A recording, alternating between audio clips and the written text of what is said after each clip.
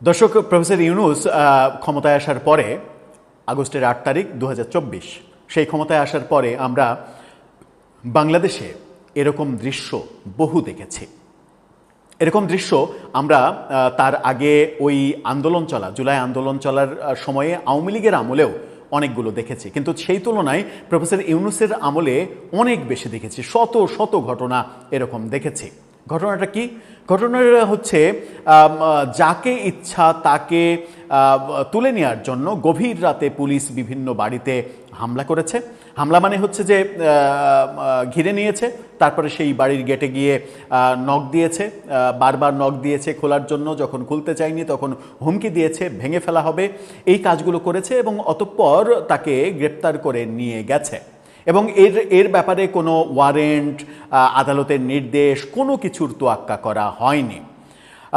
এবং সেই ঘটনাগুলো প্রফেসর ইউনূসের আমলে সেই ঘটনাগুলো ঘটানো হয়েছে সবই আওয়ামী লীগের নেতাকর্মীদের টার্গেট করে।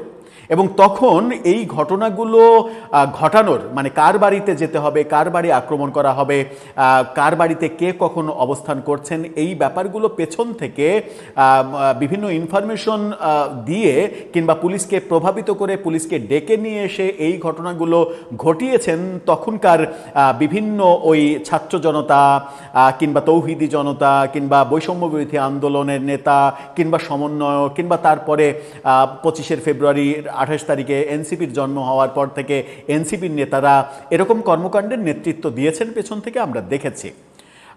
যখন এই ঘটনাগুলো ঘটেছে এবং যাদের বিরুদ্ধে এই ঘটনাগুলো ঘটেছে তাদের অবস্থাগুলো একবার চিন্তা করে দেখেন। তারা কিন্তু তখন ভেবেছে যে এ কোন আয়ামে জাহিলিয়ার যুগ আসলো যে রাতের অন্ধকারে গভীর রাতে মানুষকে ঘুমাতে দিচ্ছে না পুলিশ, এরকম কর্মকাণ্ড করছে। নিশ্চয়ই তারা ভেবেছেন এবং বারবার ভেবেছেন, আর্তনাদ করেছেন যে আয়ামে জাহিলিয়ার যুগ এসেছে। তখন কি যারা পেছন থেকে পুলিশকে দিয়ে এই কাজ করিয়েছেন কিংবা এই কাজ করার পরে উল্লাস করেছেন, উল্লম্ফন করেছেন কিংবা এই কাজের ব্যাপারে কোনো ধরনের কোনো প্রতিবাদ করেননি, নীরব পৃষ্ঠপোষকতা দিয়ে গেছেন, তারা কি একবারও ভেবেছিলেন যে ঠিক একই কর্মযজ্ঞ আমাদের উপরে চাপতে পারে একদিন? এবং রাজনৈতিক বদলের সঙ্গে সঙ্গে বাংলাদেশে যে এটা হয় সেটা কি একবারও ভেবেছিলেন যে এটা একদিন আমাদের দিকে ধেয়ে আসবে? আমার মনে হয় ভাবেননি বলে আজকে এনসিপি নেতাদের করুণ আর্তনাদ শুনছি। এমন গভীর রাতে তাদের বাড়িতে পুলিশ হানা দিচ্ছে, তারা অভিযোগ করছে গেট ভাঙছে, গ্রেপ্তার করছে, এটা করছে ওটা করছে। তার আগেই আমরা দেখলাম মানে গতকালকে এই ঘটনাটা গত মধ্যরাতের, তার আগে গতকালকে দিনের সময় এনসিপির শীর্ষ নেতা যুগ্ম সদস্য সচিব যিনি সম্ভবত যাকে তারা ইমাম বলেন, কোনো একটা জানাজা পরিচালনা করেছিলেন, তিনি ইমামতি করেছিলেন, তাকে পুলিশ গ্রেপ্তার করেছে। সেটা নিয়ে তারা ব্যাপক সোচ্চার। কিন্তু ওই একই ঘটনা তারা প্রফেসর ইউনূসের আমলে যে বহুবার ঘটিয়েছেন, যাকে ইচ্ছা তাকে গ্রেপ্তার করা যায় এবং সেই গ্রেপ্তারগুলো পুলিশ যে এক পেশে নীতি অনুসরণ করে করেছে, কারো বাড়িতে হামলা করলে পুলিশ যে এক পেশে নীতি অনুসরণ করে করেছে এবং সেই হামলাগুলো পুলিশ যে রাজনৈতিক প্রভাবে করেছে, এই ব্যাপারগুলো তখন যদি তারা মাথায় রাখতেন তাহলে আজকে এই ঘটনা ঘটতো না। নাসিরউদ্দিন পাটোয়ারি গত গভীর রাতে একটা ভিডিও সহ একটা পোস্ট দিয়েছেন। সেই পোস্টে আমার রীতিমতো তাকে মনে হয়েছে প্রচণ্ড অসহায়ত্ব বোধ করছেন তারা। প্রফেসর ইউনূসের আমলে যারা অত্যন্ত ক্ষমতাবান ছিলেন, প্রফেসর ইউনূস সরকার যাওয়ার পরে বিএনপি সরকার আসার পরে তারা এতটা অসহায়ত্ব বোধ করছেন কেন? কি লিখলেন তিনি, কি বোঝাতে চাইলেন, কি ঘটলো ঝিনাইদহে নতুন করে? চলুন একটু জেনে দেখবো এই ভিডিওতে। থাকছিলাম এনসিপি নেতা নাসিরউদ্দিন পাটোয়ারির মানে এক ধরনের আর্তনাদটা দেখে, তার লেখা দেখে, তার ভিডিও দেখে আমার ব্যক্তিগতভাবে খুবই খারাপ লেগেছে বলেই ইন্ট্রোতে এত কথা বললাম যে তখন যদি তারা তখনকার চলমান ওই ঘটনাগুলো নিয়ে সচেতন থাকতেন তাহলে বোধহয় আজকে এই ঘটনাটা নাও ঘটতে পারত। কি লিখছেন তিনি, তার পোস্টটা দেখে নিন। তার পোস্টে তিনি লিখছেন, আয়ামে জাহিলিয়াত যেন আবার ফিরে এসেছে। এই অন্ধকারের বিরুদ্ধে আমাদের ঘুরে দাঁড়াতেই হবে লাল জুলাইয়ের মতো।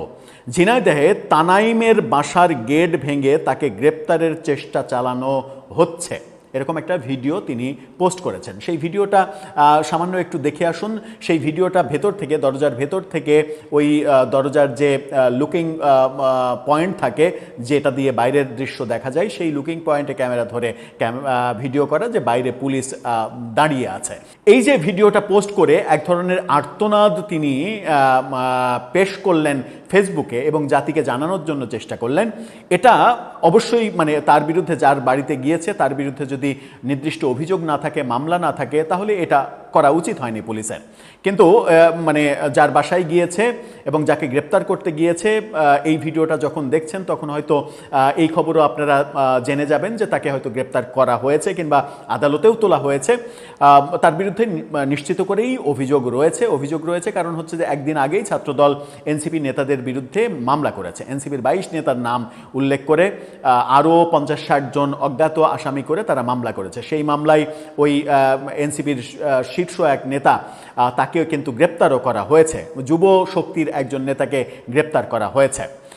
এই ঘটনা এনসিপিকে যদি তার রাজনীতিতে একটা বদল এনে দিতে পারে, তাহলে তাদের রাজনীতির ভবিষ্যতের জন্য ভালো কিছু হয়তো হবে। কারণ তাদের মস্তিষ্কে যদি এই কাজটা করে যে ক্ষমতা ফুরালে, যেমন গতকালকেই হাসনাত আবদুল্লাহ বলেছেন যে ক্ষমতার বড়াই ভালো নয়, ক্ষমতার বড়াই থাকে না। প্রফেসর ইউনূসের আমলে যারা এরকম ক্ষমতার বড়াই দেখিয়েছিলেন এবং যা ইচ্ছা তাই করেছেন, তাদেরকে যখন অসহায় দেখাচ্ছে তখন আসলে সেই কথাটা অনেক বেশি সত্যে প্রমাণিত হতে আমরা দেখি যে ক্ষমতার বড়াই আদতে টেকে না। গতকালকে যারা ক্ষমতায় ছিলেন, আওয়ামী লীগ যখন ছিল তারা ক্ষমতার বড়াইয়ে যা ইচ্ছা তাই করেছে।